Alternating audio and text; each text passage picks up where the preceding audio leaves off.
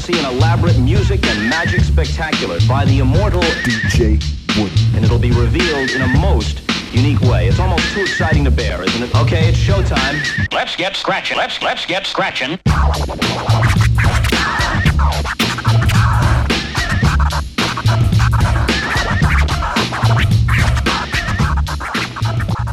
It all probably started for me in the mid-80s, I think. I wasn't really into music until hip-hop came along. Started seeing bits of breakdancing on TV. People started doing it at the school disco and all that lot, and started to see bits of graffiti bobbing up around where I lived and whatnot. And yeah, just sort of a massive explosion of sort of hip-hop. And then I saw people like Run DMC, and Jam Master Jay, obviously their DJ, and then basically that's what I wanted to do. Then yeah, when I left school, finally met a few other people who were into it, and finally got decks when I was about 15, dodgy belt drive decks, and started scratching.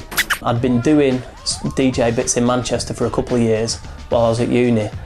We used to actually have a live sort of jam night called Pork Scratching, and me and my mates would be on turntables doing sort of weird things with records, while my mate would be sort of drumming a kit, and we had a contrabass player, and another mate was on the sampler dropping weird samples, and it was just a bit of a free-for-all. It was pretty experimental, pretty out there, but I don't know, pretty formative as far as getting a bit of a musical education, sort of working with different musicians and whatnot.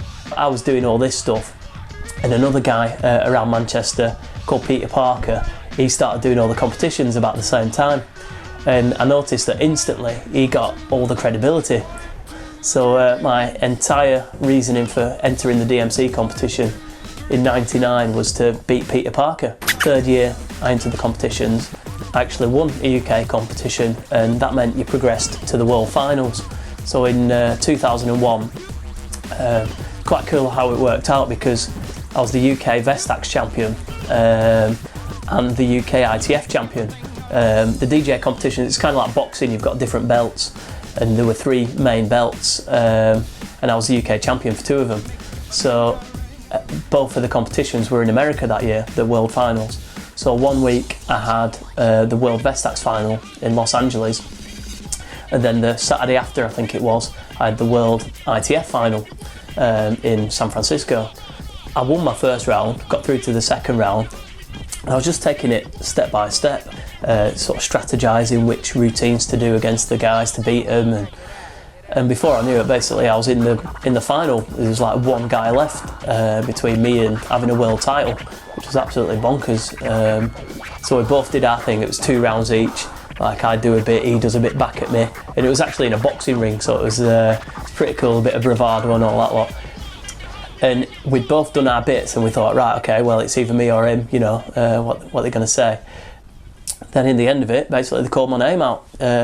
Kid from Burnley, won a world title, won the UK Vestax title again in 2002, ended up at the World Finals, this time it was in London, ended up winning the World Vestax. And then shortly after that, I got offered to do this big tour around America, and it was a case of 7-week road trip around America with all these rap artists and DJs that I loved. It was like some mad hip-hop movie, basically. You got all these dudes from Los Angeles and whatnot, like 3 rap groups and 1 kid from Burnley.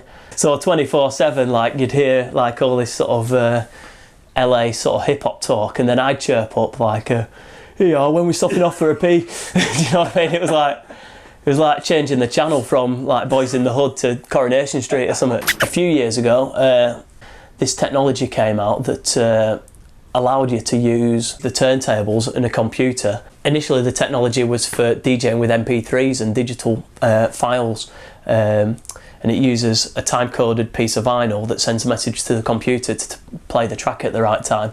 So you could do all the scratching and all the stuff I was doing on decks anyway, but with little movies. So as soon as that came out, it was sort of the perfect opportunity for me to combine my love of graphics and animation and stuff with my love of scratching and DJing.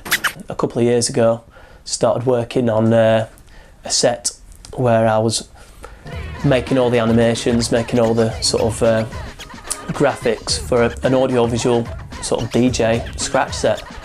It almost brings what you do on turntables to life, because you can put it on a massive screen, stick it on a festival or something, and it can translate all the skills that you've learnt for years on the turntables, can translate that to a sort of bigger audience, and I don't know, it just makes it a bit more interesting, and it sort of ticks all the boxes for me, because it's everything I've always been into, living the dream, if you will.